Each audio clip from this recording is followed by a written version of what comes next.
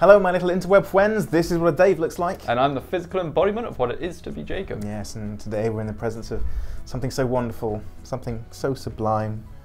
You'll have to excuse all that. Dave's fallen a little bit in love with the subject of today's video, and frankly he's being so crushingly saccharine about the whole thing, it's making me feel a little sick. Might be worth grabbing a sick bag, people.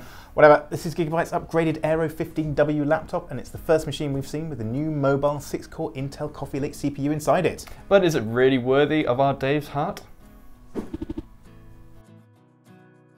The high-end laptop versions of Intel's Coffee Lake CPUs have been a long time coming, with the only 8th gen mobile chips being low-power reruns of the old Kaby Lake generation. The desktop Coffee Lake CPUs arrived in early October last year, bringing the first mainstream Intel 6-core chips to our gaming rigs, some 7 months after AMD had introduced the first 8-core processors. Yeah, but finally we're getting to see them in our gaming laptops, in the shape of CPUs such as the Core i7-8750H in this updated Gigabyte Aero 15W laptop. So what difference does an extra couple cores really make?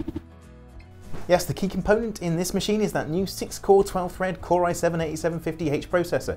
In the confines of this Aero 15W slimline chassis, the CPU runs at between 3.5 GHz and 3.9 GHz when all cores are being used, and between 3.9 GHz and 4.1 GHz in single core mode. But that's a quick Cinebench render. Throw it something seriously long-term intensive like an X264 encode or a Prime 95 torture test, and it'll drop well below 3 GHz. Along with that new CPU is 16 GB of DDR4 memory, but sadly our sample has been hobbled by limiting it to single channel memory mode, immediately halving the available memory bandwidth. And that seems bizarre given that Gigabyte have fitted a high-spec CPU into this machine only to hobble it in the memory. The original Aero 15 we tested came with dual-channel RAM, but there were US versions with the same single-channel handicap.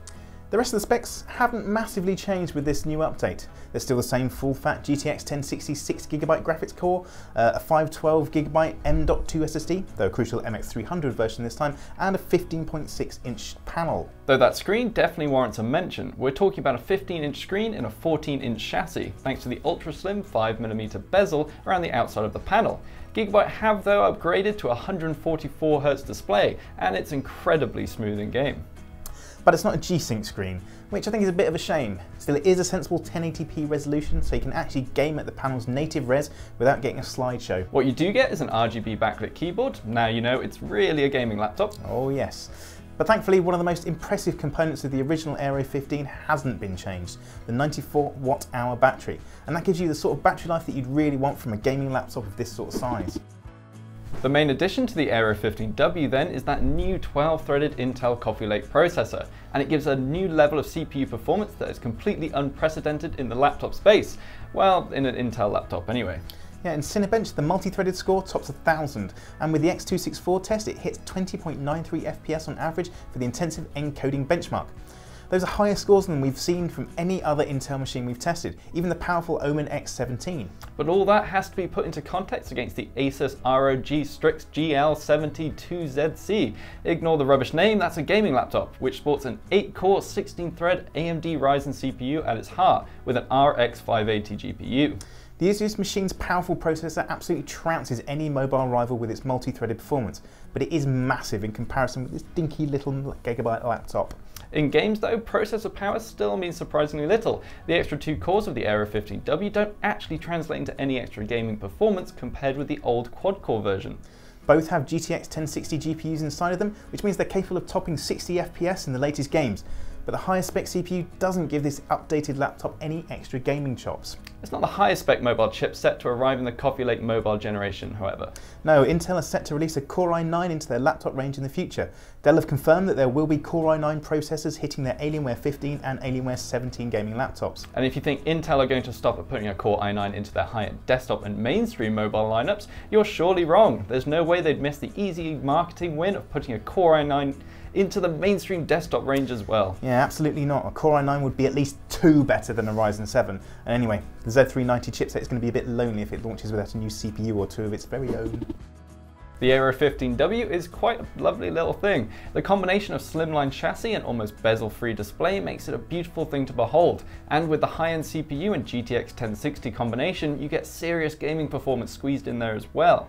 That screen really is excellent. Smooth, speedy, bright and vivid. And although we like to joke about the level of RGB that's permeating the gaming industry, it's hard not to find that keyboard rather pleasing.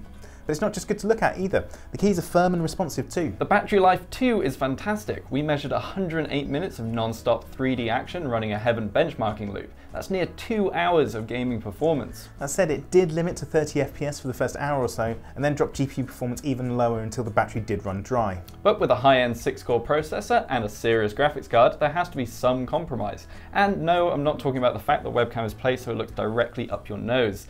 It's the cooling. In such a small form factor chassis, cooling will always be a problem. Now the components don't get over hot in there, but it does get mighty noisy when you're gaming at full chat. There's also the fact that the new 6-core Coffee Lake CPU doesn't actually bring a lot more to the party, especially when it's being hobbled by single-channel memory. But it's still the only gaming laptop I'd want to spend my money on. Well, if I had over $2,000 to spend on one anyway.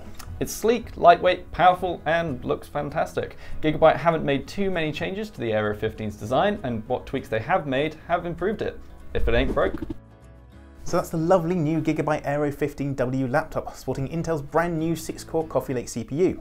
The chip doesn't make a whole lot of difference, but it's still the best Aero 15 has ever been. So thanks for watching, and if you like what you've seen here, give us a like and maybe even a little subscribe, and check back for more hardware and gaming good times here and on the website. Thanks. Yes, thanks. I'm going to take this.